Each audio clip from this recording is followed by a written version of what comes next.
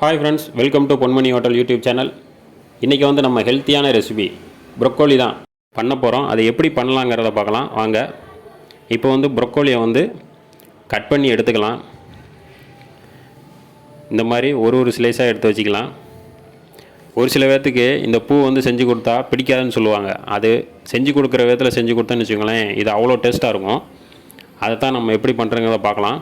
இன்றைக்கி இந்த மாதிரி எல்லாத்தையும் கட் பண்ணி எடுத்துகிட்டு இதில் இருக்க தண்டு எல்லாமே நம்மளுக்கு வந்து பார்த்திங்கன்னா உடம்புக்கு ரொம்ப ஹெல்த்தியானது தான். அதனால் நம்ம எல்லாத்தையும் சேர்த்துக்கலாம். இதில் எல்லாத்தையும் கட் பண்ணி வச்சு சேர்த்துக்கலாம். காலிஃப்ளவர் பூ எப்படி பண்ணுறோமோ அதே மெத்தேடு தாங்க, அதே மாதிரி தான் நம்ம பண்ண போகிறோம். வாங்க எப்படி பண்ணுறோங்க பார்க்கலாம். இதை வந்து சுடுதண்ணியில் வந்து நம்ம போட்டு க்ளீன் பண்ணிக்கலாம். க்ளீன் பண்ணி எடுத்துக்கலாம். காலிஃப்ளவர் நம்ம என்ன பண்ணுவோமோ அதே மாதிரி இதையும் சுடுதண்ணியில் ஒரு நிமிஷம் தான், ஒரு நிமிஷம் வச்சு அதை எடுத்து வச்சுக்கலாம். போதும், ரொம்ப நேரம் வைக்கக்கூடாது சுடுதண்ணிலேயுமோ. இப்போ வந்து ஒரு பாத்திரத்தில் 1/2 டீஸ்பூன் சீரகம், 1/2 டீஸ்பூன் மிளகு, 1/2 டீஸ்பூன் சோம்பு சேர்த்து ஒரு 10 செகண்ட் நல்லா அப்படியே வறுத்துக்கலாம்.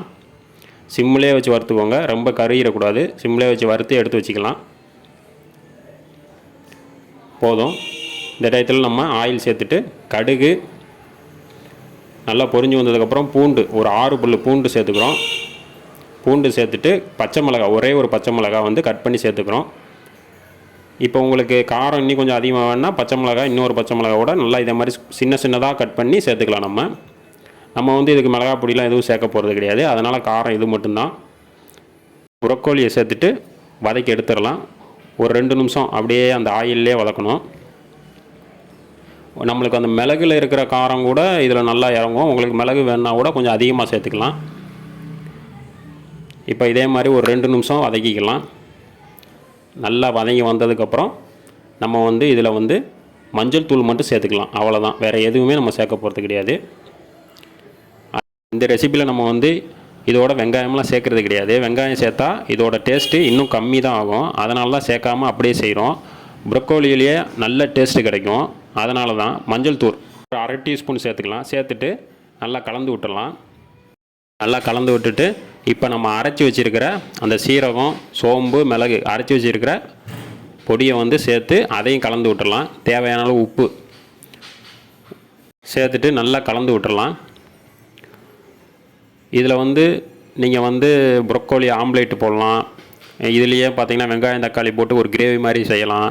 எல்லா ரெசிபியும் இருக்குது. ஆனால் பார்த்திங்கன்னா இந்த மாதிரி ரெசிபி பண்ணி பாருங்கள், அவ்வளோ டேஸ்ட்டாக இருக்கும்.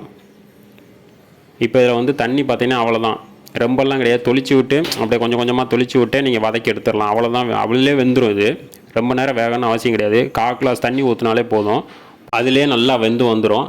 நம்ம மூடி போட்டு மூடிடலாம். ஒரு 3 நிமிஷம் கழித்து திறந்து பார்க்கலாம். இப்போ இந்த டயத்தில் திறந்து பார்க்கலாம். பாருங்கள், நல்லா பூ வெந்து வந்துருச்சு. அவ்வளோதாங்க, ஈஸியாக ரெசிபி செஞ்சு முடிச்சிடலாம். இந்த ரெசிபி எல்லோரும் விரும்பி சாப்பிடுவாங்க.